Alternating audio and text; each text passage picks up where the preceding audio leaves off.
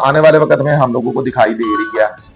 वो चीज ये है कि जो फसलें इस वक्त चावल की बची हुई हैं, अगर वो फसलों को नुकसान होता है, खुदा न खास्ता अगर वो फसलें भी इफेक्ट हो जाती हैं, वो फसलें भी सैलाब की नजर हो जाती हैं या बारिशों की नजर हो जाती हैं, बारिशों की वजह से खराब हो जाती हैं, तो फिर चावल का लेवल है, चावल की प्राइस है, वो पाकिस्तान में क्या होगी? क्योंकि हम लोग इस वक्त देख रहे हैं कि जिस तरह की बारिशें शुरू हुई पड़ी हैं, वो बारिशें हर चीज महंगी करती जा रही हैं।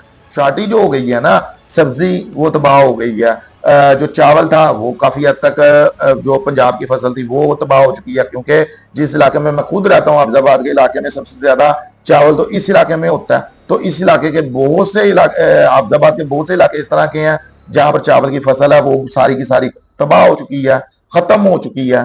तो फिर आप अंदाजा लगा सकते हैं कि फिर चावल की प्राइस क्या होगी।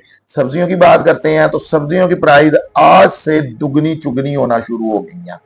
मैं आपको सिंपल एक मिसाल दे दूं, यहाँ पे आप लोग भी जानते होंगे, टमाटर जो हर घर की रोजाना की डेली की जरूरत है नाज़रीन, वो आज 4 से 500 रुपए पर केजी यहाँ पर सेल हुआ है। आप लोग अंदाजा लगा लें कि जो चीज आज से 2 से 3 रोज पहले 100 से 150 रुपए पर केजी थी, वो 1-2 दिन बाद, एक बारिश होने के बाद 4 से 500 रुपए पर केजी सेल हुआ है। तो आइंदा आने वाले दिनों में आप लोग सब्जियों का अंदाजा लगाएं, क्योंकि देखें यहाँ पर मैं किसी दुकानदार को जो सब्जी सेल करता है उसको कसूरवार नहीं समझता। इसकी 2 वजह नाज़रीन।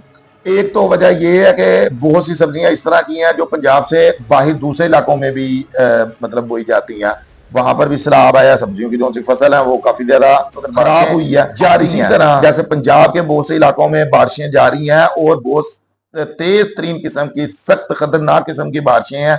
जैसे हमने हफ्ते के रोज हाफिजाबाद में देखा कि 9 से 10 घंटे लगातार बारिश हुई, जिसने हाफिजाबाद को मुकम्मल तौर पर बंद करके रख दिया। हाफिजाबाद का कोई इलाका इस तरह का नहीं था जहां पे आप लोग पानी खड़ा होता हुआ ना देखें। यहां तक कि सरकारी इमारतें, डीएचक्यू हॉस्पिटल तक में भी हाफिजाबाद में पानी दाखिल हो गया था। हाफिजाबाद का कोई रोड इस तरह का नहीं था जो बंद ना हो। हाफिजाबाद के वो रोड जहां पर 15 सेकंड पानी खड़ा नहीं था, होता 3-3 घंटे 3-3 4-4 फुट पानी वहां पर खड़ा रहा था। और आइंदा आने वाले दिनों में इसी तरह की बारिशें बताई जा रही हैं। तो ये बारिशें सिर्फ हाफिजाबाद में नहीं, इंडिया में भी हो रही हैं। ये बारिशें पंजाब में नहीं, इंडिया के पंजाब में भी हो रही हैं। ये पाकिस्तान में नहीं, इंडिया में भी हो रही हैं। तो अब नाज़रीन, बार बार मैं इंडिया का जिक्र इसलिए कर रहा हूं क्योंकि हमने तो डैम बनाए नहीं है। इंडिया ने हर उस जगह पर डैम बनाया है जो पानी पाकिस्तान में आता है, यानी कि उसने हर उस दरिया के ऊपर डैम बना दिया, और एक नहीं, 2-2 4-4 6-6 डैम बनाए हैं।